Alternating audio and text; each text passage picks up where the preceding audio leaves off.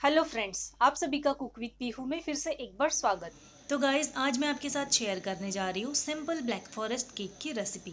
इस वीडियो को देखने के बाद आप इस केक को आसानी से 1 से 1.5 घंटे में बना सकते हैं।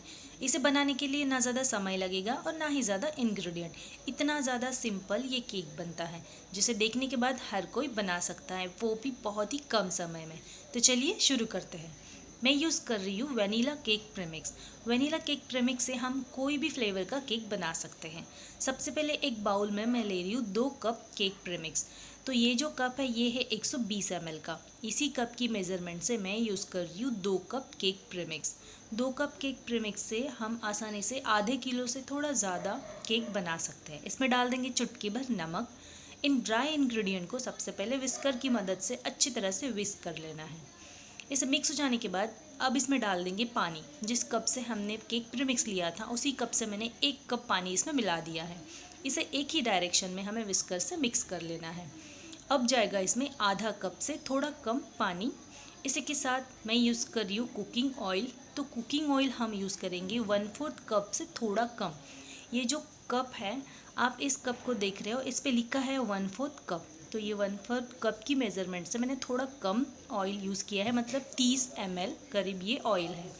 ऑयल को डालने के बाद मैं इसमें मिला रही हूँ चॉकलेट एसेंस।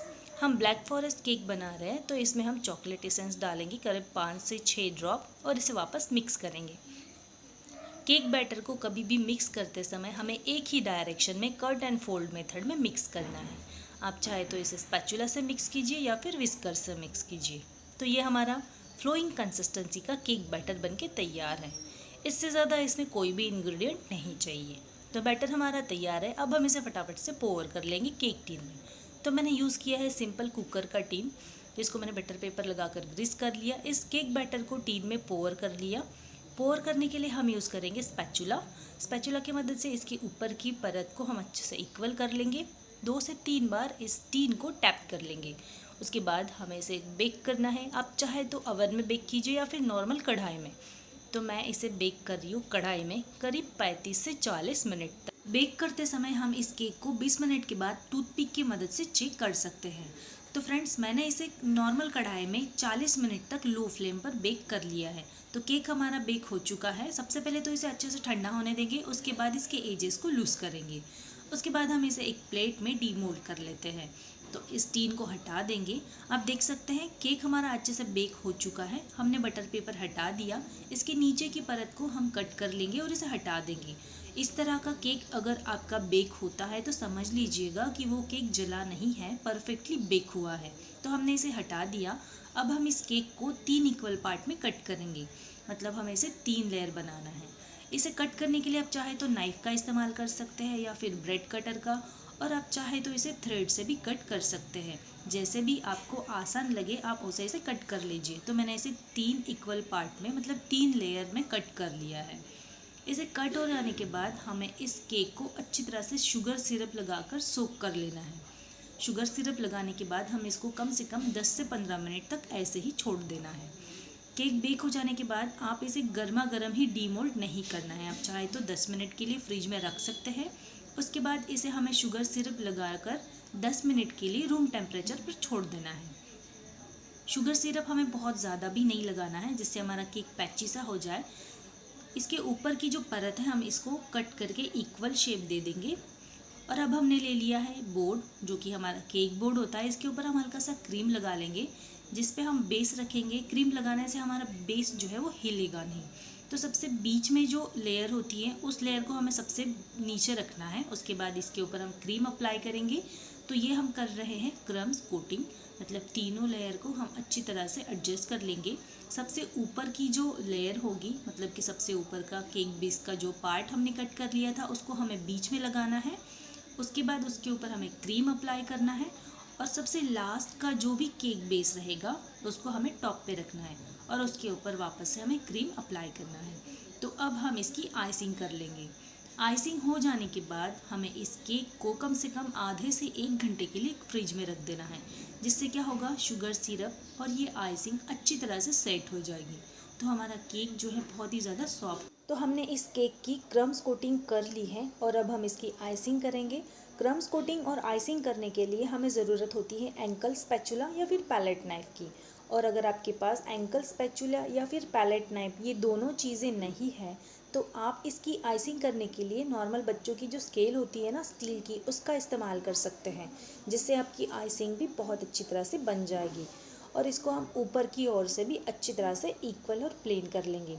और मान लीजिए आइसिंग करते समय आपकी आइसिंग परफेक्टली नहीं हुई, मतलब ये जो केक के एजेस हैं वो शार्प नहीं हुए, तो कोई दिक्कत नहीं, क्योंकि हम इसको ब्लैक फॉरेस्ट केक बना रहे हैं। तो ब्लैक फॉरेस्ट केक के लिए हम अप्लाई करने वाले हैं चॉकलेट, जिसकी वजह से इसके एजेस जो भी दिखेंगे नहीं। तो आज की रेसिपी, आज का वीडियो मैंने बहुत ही सिंपल तरीके से आपके साथ शेयर किया है, जिसे देखने के बाद हर कोई इसे आसानी से बना सकता है, वो भी पहली बार में ही परफेक्ट तरीके से। तो हमने इसकी आइसिंग कर ली है। आप देख सकते हैं इसके एजेस उतने ज़्यादा शार्प नहीं हैं। तो अब मैंने ले लिया है डार्क कंपाउंड चॉकलेट। इस चॉकलेट को मैंने क्रश करके फ्रीज़र में स्टोर किया था 1 घंटे के लिए। उसके बाद अब हम इस केक बेस को इस तरह से पकड़ेंगे और ऊपर से ये जो डार्क चॉकलेट हमने लिया था उसको स्प्रेड करेंगे। इस केक बेस को हमें कम से कम आइसिंग होने के बाद 1 घंटे के लिए फ्रिज में रखना है, जिससे क्या होगा, ये अच्छे से सेट हो जाएगा और उसके बाद ही हम इसके ऊपर इस तरह से चॉकलेट अप्लाई करेंगे। तो ये हो गया हमारा ब्लैक फॉरेस्ट केक तैयार। आप चाहे तो इसके हाथों की मदद से भी अच्छी तरह से लगा सकते हैं, लेकिन ऐसा करने से ये चॉकलेट जो अच्छे से स्प्रेड हो जाएगा। तो हमने इस चॉकलेट को बेस के ऊपर अच्छी तरह से लगा लिया है। जो भी एक्स्ट्रा बचा हुआ चॉकलेट है उसे हम इस तरह से निकाल लेंगे। और सबसे पहले तो हम इस टर्न टेबल को क्लीन कर लेंगे। जो एक्स्ट्रा चॉकलेट बचा हुआ था उसे हमने क्लीन कर लिया। तो ये हो गया हमारा बेस तैयार ब्लैक फॉरेस्ट चॉकलेट का। तो अब हम इसके ऊपर कुछ सिंपल से डिज़ाइन बनाएंगे, जिसके लिए मैंने स्पैचुला ले लिया है। स्पैचुला की मदद से इस तरह से थोड़ा स्पेस बना लेंगे। मैं ऐसा क्यों कर रही हूँ, क्योंकि हम जो भी क्रीम के फ्लावर यहाँ पर बनाएंगे ना, तो वो चॉकलेट के ऊपर चिपकेंगे नहीं, जिसके वजह से इस तरह से हम थोड़ा स्पेस बना देंगे। तो अब मैंने पाइपिंग बैग में क्रीम ले ली है और इस तरह से मैं सिंपल से फ्लावर इस पर बना रही हूँ। फ्लावर बन जाने के बाद हम इसके ऊपर अप्लाई करने वाले हैं चेरी।